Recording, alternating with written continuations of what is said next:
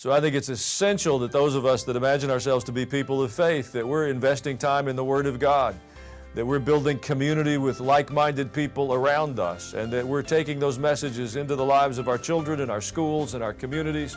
We'll stand up for what we believe and be advocates for Jesus in every arena where God gives us influence, or we will lose the influence. Hey, look out. It's Faith Talk today. I'm Rick Probst. Hope you're having a blast this weekend. It is a great weekend, and it is always a blast to talk to Pastor Allen Jackson. He is the host of Allen Jackson Ministries and the lead pastor, World Outreach Church in Murfreesboro. Always a great time with him. Pastor, how are you? I'm well, Rick. It's good to be with you today. Thank you so much for joining us. A lot of things going on. In fact, I see you everywhere. If I flip the television on, listen to the radio, if I pick a magazine up, Pastor Allen Jackson is everywhere. I apologize. Something that's really cool is coming up. Is the Culture and Christianity Conference. I want to talk to you about that. That is April the 26th and the 27th. A number of folks going to be there. I'm going to read a few out, and a little bit later on in the show, I'll ask you what they're going to bring to the table. You, of course, are going to speak at the conference. Eric Metaxas, Kirk Cameron, Kayleigh Mcenany, Brandon Tatum, and Allie Beth Stuckey, just to name a few that are at the conference. So let's talk about that a bit. Tell us about the conference and why a conference like this now? Well, thank you for that question. You know, I don't think anybody's surprised we're living through a time of tremendous turmoil and confusion. And I think that is true within the church, within the body of Christ. And there's a tremendous reluctance to talk about what is happening in our culture. You know, some say it's political, and I've got no interest in being political. I'm not advocating for parties. But I think the church has to engage culture. So I invited some of my friends that have been willing to speak into this topic.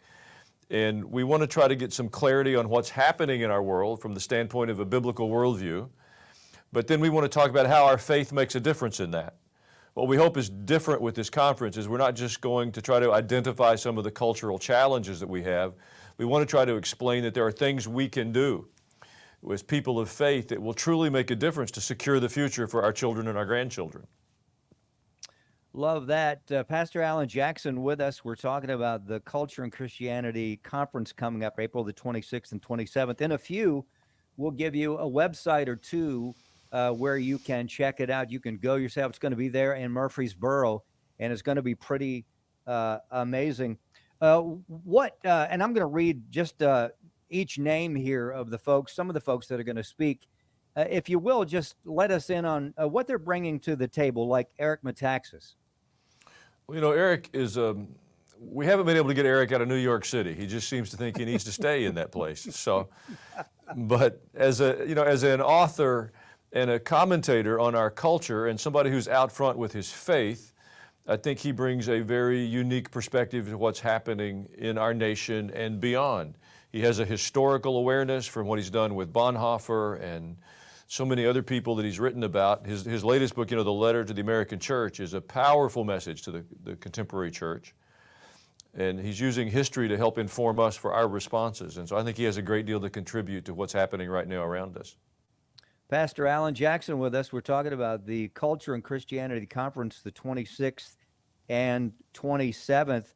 How about Kirk Cameron? What will Kirk, he makes coffee nervous. He's very exciting, very challenging, and just a great speaker, really a communicator. What's he going to bring to the conference? Well, you're right. Kirk is such a talented communicator, and he is one of those Hollywood elites, but he stands up for faith and a biblical worldview. And I mean, he does it in the most practical ways. He's been standing in school libraries across our country saying, stop sexualizing our young children. And he's had the courage and the boldness to take the heat that comes from that, while most of the rest of the communities have been quiet. So I appreciate that his faith isn't just theoretical and talking about what's going to happen when he goes to heaven. He's engaged in our culture and has used his platform that came from his status in Hollywood for those of us who are Christ followers. And in my world, that makes him a hero. We're talking about the Culture and Christianity Conference coming up April the 26th and 27th. Just to name a few, Eric Metaxas, Kirk Cameron, Kayleigh Mcenany, also Brandon Tatum, and Allie B. Stuckey. What about Kayleigh? What is she bringing to the table? Kayleigh has had a large platform from, her work in the White House, Right. To what she has done on national news networks. But in all of that, she has not hidden her faith. And, we live in a season where in the corporate setting or the academic setting or the medical community, you're not supposed to lead with your faith, which is just absurd to me that we've accepted those constraints. And Kayleigh has not accepted that. She doesn't demand that you agree with her, but her faith is a part of her story. And so I'm impressed with her courage and the fact that it hasn't dampened her career or the opportunities for her life. And I think that's a message that we need to hear. Love that. Brandon Tatum, he is actually on our sister station here in Atlanta. What's he bringing to the table?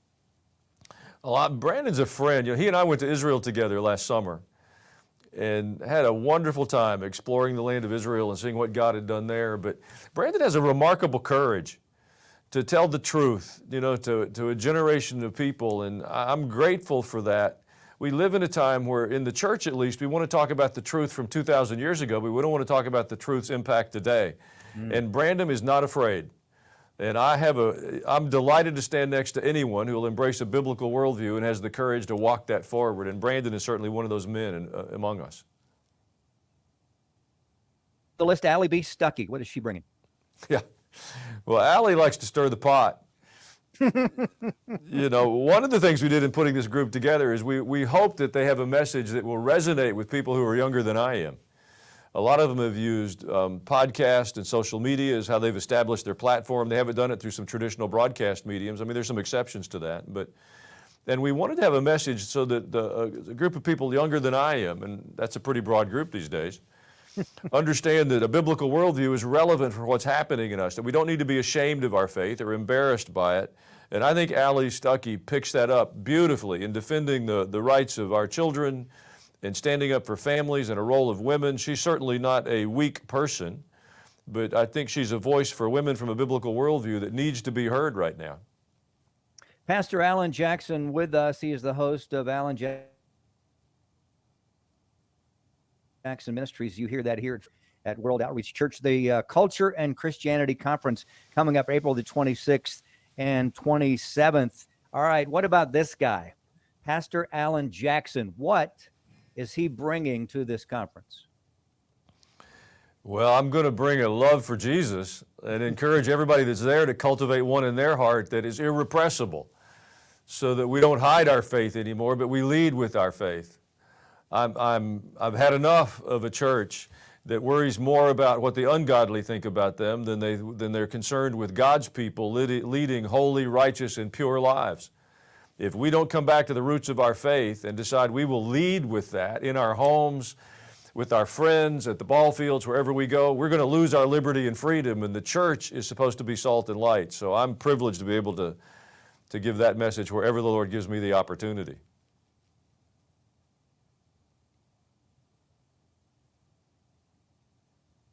Pastor, what are you going to be hearing all the speakers? And of course, you're going to be a part of it. But what's a win for you at the end of this conference? That's a really good question. I think our objective was to do something beyond just a traditional worship service and gather some people who are voices.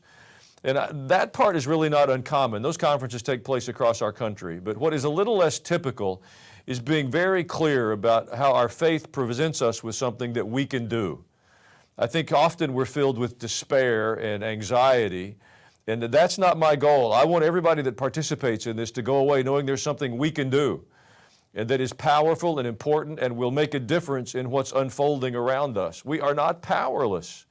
And so I appreciate my friends coming and standing together on this, because I would like to open a window into some responses that I think can have an impact far beyond just this conference. Yeah, one of my questions, you basically just answered it. So many conferences going on, right? The average person, the average leader sees them online, on television, everywhere. What's different about this conference? And we're excited about talking about it, and we want you to be a part of it. If you're a pastor, check it out. Go. If you're a leader, church leader, or tell your pastor to give them the information. You can go to Allen Jackson and you can also go to leadwithfaith.church and find out more. Of course, we're talking about the Culture and Christianity Conference coming up April the 26th and 27th. Forgive me, Pastor, is this the first year of the Culture and Christianity Conference? This is, and I like your optimism. There'll be a second and a third. Well, actually, we're already in some discussions about some other versions of this, but it is the first time we've done it, and it's going to sell out. So if it's somebody that's listening and they're interested, I would go ahead and respond. Don't be one of those people that's going to wait till the day before, because I'm afraid those opportunities will close, and I don't want you to miss out if it's something that's in your heart. And let me ask you this, and after all is said and done, will folks be able to view the conference, let's say on YouTube or on your website, or is there anything like that going to be available? We're not going to live stream it because we want to give everybody the opportunity to speak pretty candidly, and sometimes live stream opens the windows a bit wide.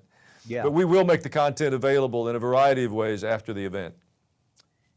Just a conference like this, I think about it. I mean, there are conferences that we can stream, but isn't there something different when we can gather together in one place and just kind of just rub each other, right? Just kind of just be there.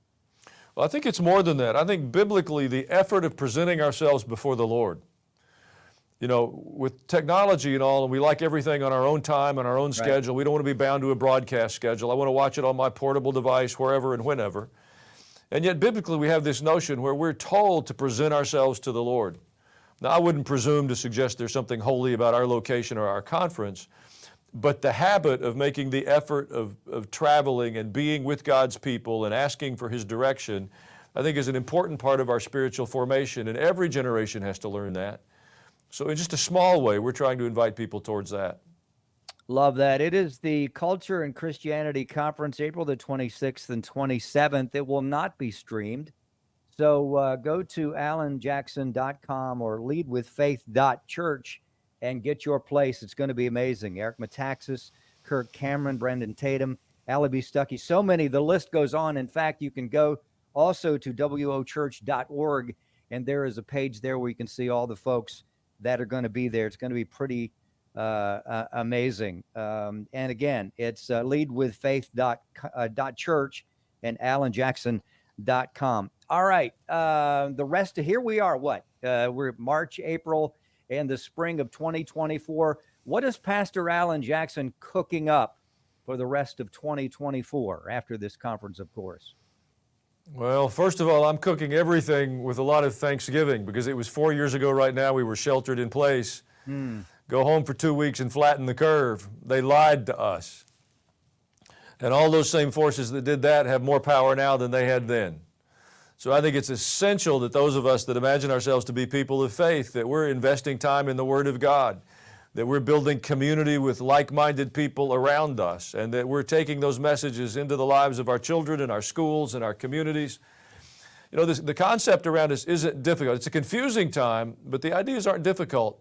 We'll stand up for what we believe and be advocates for Jesus in every arena where God gives us influence, or we will lose the influence. The future is not going to be like the past. Tremendous change has been unleashed. I believe it can be for the better, but it'll only be better if those of us who are people of faith respond to it and look for those opportunities and cooperate with the Lord. So it's an exciting year to me. I know there's election fatigue, but that's the reality. We get to choose our leaders, and we don't always like the elements around that. But be engaged, know what it means, make a choice, use your voice, and let's make a difference for Jesus this year. Love that. Pastor Allen Jackson, the host of Allen Jackson Ministries. You can hear that here at Faith Talk Atlanta, of course. And the Culture and Christianity Conference coming up April 26th and 27th, Murfreesboro. If by chance you are in the area, whether it's conference time or not, stop by the church, World Outreach Church. It's amazing. And of course, you can view it online and watch the videos, etc. Pastor, always great talking to you. We appreciate you. Would love to talk to you after the conference to get kind of a post of what went on and what you're excited about and what you're looking forward to in the future. Hey, if you'd like to hear this interview again, you certainly can on our podcast. It's the Faith Talk Today podcast at faithtalkatlanta.com. Thank you, Ezra Ortiz, my producer, for putting this together. What a great show. What a great weekend, and what a great week ahead. We'll see you next weekend. I'm Rick Probst. This is Faith Talk Today.